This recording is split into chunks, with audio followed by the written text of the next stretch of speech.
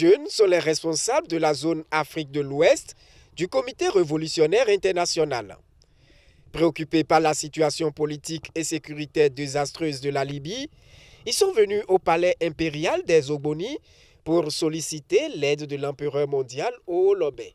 On est venu voir l'empereur Owólobé pour un soutien moral, un soutien physique, un soutien vraiment spirituel.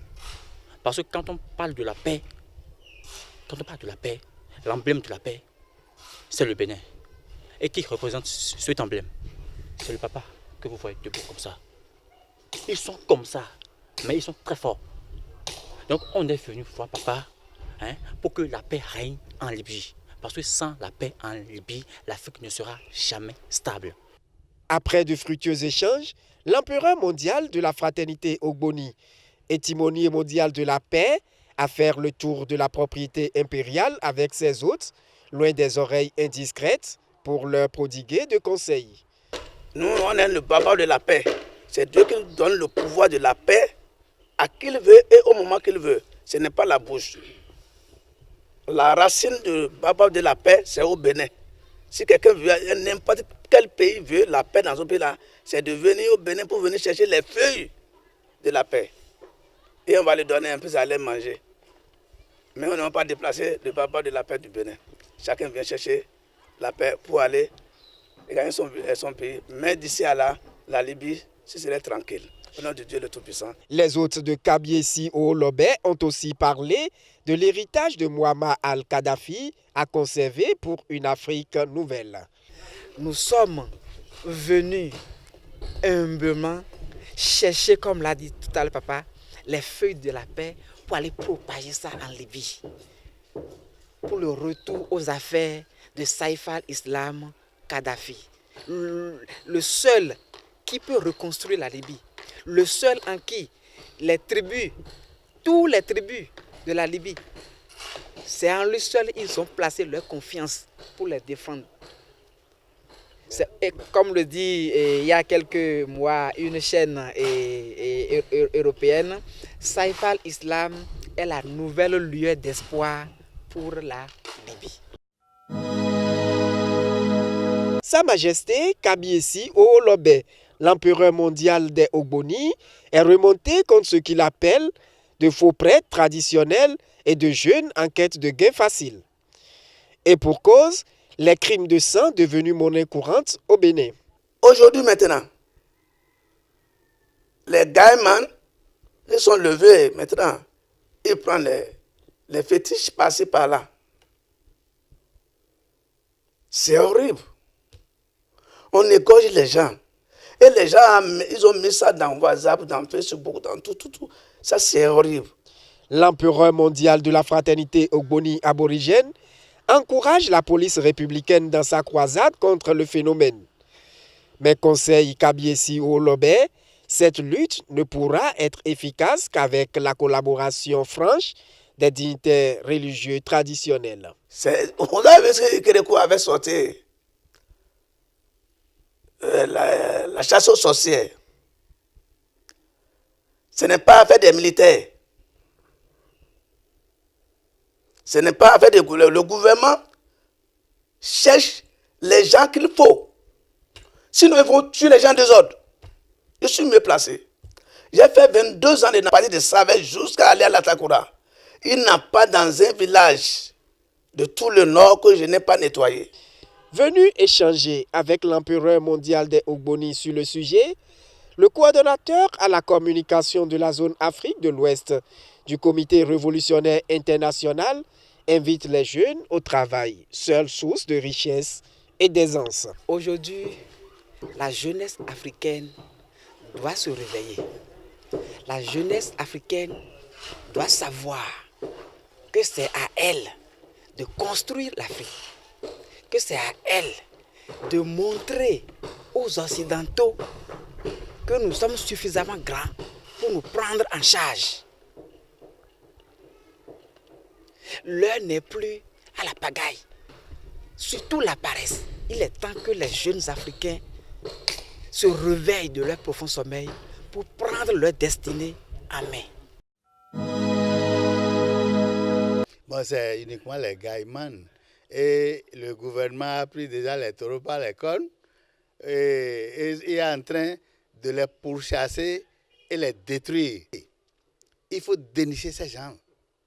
Sinon, si on n'arrête pas cette pratique-là, ça va vraiment détruire le vaudou.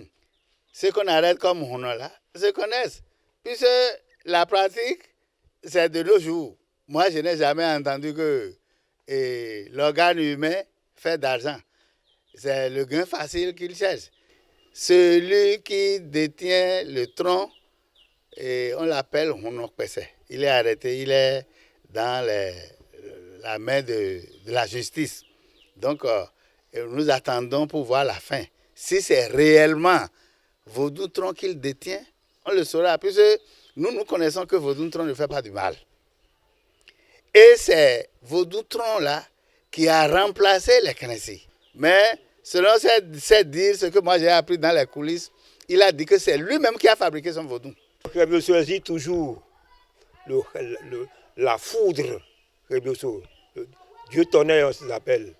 Si nous nous amusons un peu à faire la généalogie des divinités, vous verrez que le Dieu tonnerre existe toujours, ça existe toujours. Bon, mais il s'est fait que 2018, tout le monde, nous sommes ici, les pouvoirs publics, avec la complicité de l'Occident, on dit, par quelle manière la foudre peut descendre sur quelqu'un, tuer la personne. Or, chez nous, nos usages de coutume font que quand tu commets un crime, gris-gris, c'est pour tuer ton voisin, la foudre descend, te foudroie. Ça, c'est chez nous, ça. On a cette possibilité-là. Mais du moment où le pouvoir s'y est mis, l'Occident aussi s'y est ajouté, on dit, on n'a pas le droit de faire ça. Qui tue et que les féticheurs se rendent là-bas pour faire les sacrifices, là, on dit, on l'attrape le féticheur, on l'attrape. Donc au point où les féticheurs eux-mêmes, ils ont mis leurs choses de côté, les choses qui leur permettaient, qui faisaient descendre la foudre là, ils ont mis ça de côté, ils ont caché leurs choses là pour ne pas avoir de problème avec les pouvoirs publics. Au point où, rien n'est plus rien, la culture béninoise en particulier est foulée à terre et ça ne peut pas se faire. Nouvellement sortie de guerre, la République centrafricaine a besoin d'être construite. Du 28 mars au 6 avril dernier, une délégation d'hommes d'affaires internationaux, dont 2 Africains, parmi lesquels Frank Kofi Akpanka, opérateur économique béninois, se sont rendus dans le pays d'Archange Touadéra. Vous avez constaté que nous avions commencé les audiences ministère par ministère depuis le 30 mars jusqu'au 4 avril où on a été reçu par le chef de l'État, son Excellence Archange. Nous avions beaucoup parlé, mais on a plus fait d'action parce qu'on a amorcé le développement dans tous les secteurs d'activité dans le pays. Pour éclairer quelques-uns ou dévoiler quelques-uns, il y a le ministre de l'Habitat qui a demandé la construction de 2 millions de logements.